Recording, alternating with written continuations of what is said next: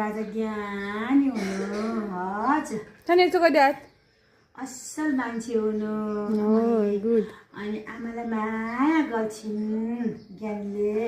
धेरै पल्छिन् Has भन्देऊ न has भन्देऊ खै धेरै पल्छिन् has भन्देऊ असल मान्छे बन्छिन् अनि नाम कमाउँछिन् संसारभरि नाम कमाउँछिन् मेरो राजाले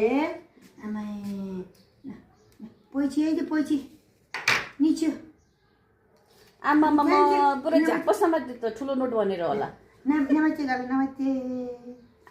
नमस्ते जी गर्दा नमस्ते मलाई ल्याउ त कान्छ